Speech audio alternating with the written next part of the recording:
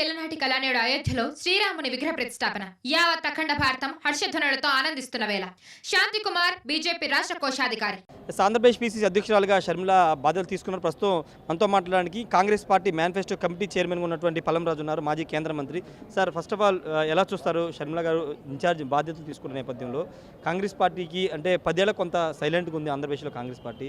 మళ్ళీ పునర్వైభవం వచ్చే అవకాశం ఉంది. తప్పగా ఉందండి. ఎందుకంటే ఈవేళ కాంగ్రెస్ పార్టీలో నాయకుల్లోని, కార్యకర్తల్లోని, ప్రజల్లో కూడా ఒక నూతన ఉత్సాహం కనిపిస్తుంది. ఎస్పెషలీ తెలంగాణ విజయం తర్వాత చాలా ఒక హోప్ బిల్డప్ అయింది. ఇంతలోపల షర్మిల గారు జాయిన్ అవడంతో ఇంకా అక్కడ ఉత్సాహంగా అందరూ ఉన్నారు. ఈవేళ డాక్టర్ రాజశేఖర రెడ్డి గారిని చూస్తున్నారు షర్మిలలో. ఏ విధంగా అయితే ఒక నిండు హృదయంతో రాష్ట్రాన్ని పరిపాలించారో అదేవిధంగా షర్మిల గారు కూడా అటువంటి నాయకత్వం ఇవ్వగలదనే నమ్మకంతో ప్రజలు ఉన్నారు. తప్పకుండా ఆవిడ రుజువు చేసుకుంటుంది.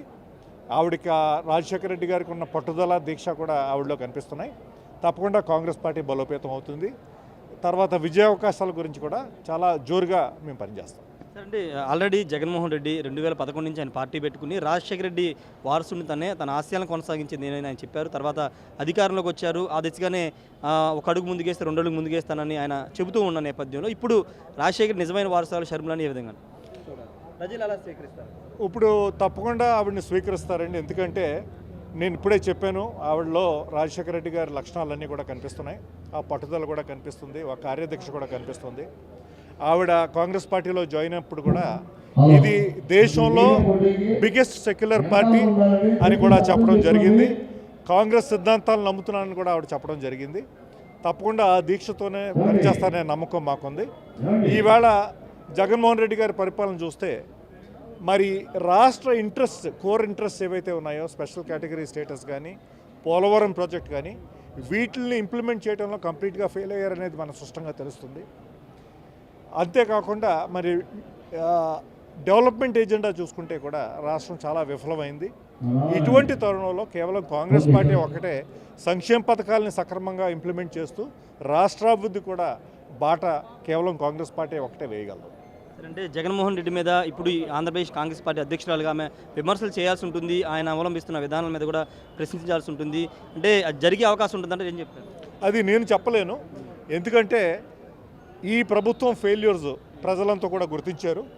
తప్పకుండా వాటి గురించి, ఇది ఐడియాలజికల్ ఫైట్ కనుక తప్పకుండా వాటి గురించి ఆవిడ మాట్లాడుతుంది. అంటే కాంగ్రెస్ పార్టీ అధ్యక్షురాలుగా కావాలనే అధినాయకత్వం తీసుకొచ్చి కుటుంబం మధ్య చిచ్చు పెడుతుంది. అంటే జగన్మోహన్ రెడ్డి కూడా ఇంతకుముందు కామెంట్ చేశారు, రాజకీయాల్లో కుటుంబ సభ్యుల మధ్య కూడా చిచ్చు పెట్టే విధంగా రాజకీయాలు మారిపోయాయని కామెంట్ చేశారు. ఇది రాజకీయాలు అనేవి పర్సనల్ చాయిస్ అండి. వ్యక్తికి కూడా వాళ్ళ ఇండివిజువల్ డెసిషన్స్ మీద ఆధారపడి ఉంటుంది. ఈవేళ షర్మిల గారు కాంగ్రెస్ పార్టీలో జాయిన్ చేశారంటే ఒకరి ప్రోత్సాహంతో కాదు, ఆవిడకి రాజకీయాల్లోకి రావాలి, మా తండ్రిలాగా పేరు తెచ్చుకోవాలనే ఆకాంక్ష ఆవిడకు ఉంది కనుక రాజకీయాల్లోకి వచ్చారు. దానికి సరైన ప్లాట్ఫామ్ ఇండియన్ నేషనల్ కాంగ్రెస్ అనేది ఆవిడ గుర్తించారు. ఎందుకంటే ఈవేళ దేశంలో అతిపెద్ద సెక్యులర్ పార్టీ ఏదన్నా ఉందంటే అది కేవలం కాంగ్రెస్ పార్టీ ఒకటే.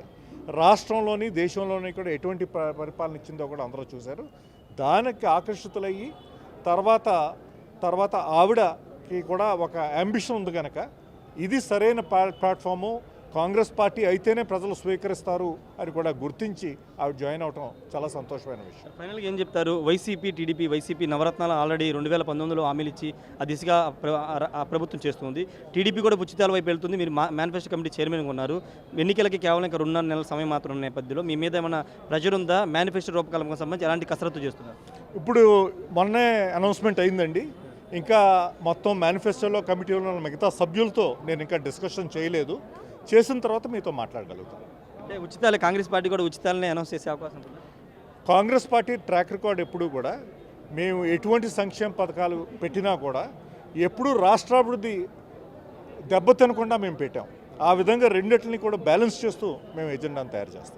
Thank you sir, thank you so much. మొత్తంగా అయితే మేనిఫెస్టోకి సంబంధించి ఖచ్చితంగా రాష్ట్ర అభివృద్ధి అన్నీ ఆకాంక్షించే మేనిఫెస్టో రూపకల్పన జరిగిద్దని మేనిఫెస్టో కమిటీ చైర్మన్గా ఉన్న పల్లంరాజు చెబుతూ ఉన్నారు. ఖచ్చితంగా ఇండివిజువల్ అంటే కాంగ్రెస్ పార్టీలో చేరికకు సంబంధించి ఆమె షర్మిల సొంత నిర్ణయం కాబట్టి విమర్శలు చేయాల్సి వస్తే ఖచ్చితంగా చేస్తారని చెబుతున్నారు. ఏదేమన్నా ప్రస్తుతం కాంగ్రెస్ పార్టీ సీనియర్ నేతలందరూ కూడా ఒక్కొక్కరు ఇక్కడ చేరుకునే పరిస్థితుంది. Camera person ఫణితో Rayesh RTV Vijayawada నుండి. మరిన్ని వీడియోస్ కోసం ఛానల్ ని సబ్స్క్రైబ్ చేయండి, లేటెస్ట్ అప్డేట్స్ కోసం వాట్సాప్ ఛానల్ ని ఫాలో చేయండి అండ్ లింక్ డిస్క్రిప్షన్ లో ఉంది.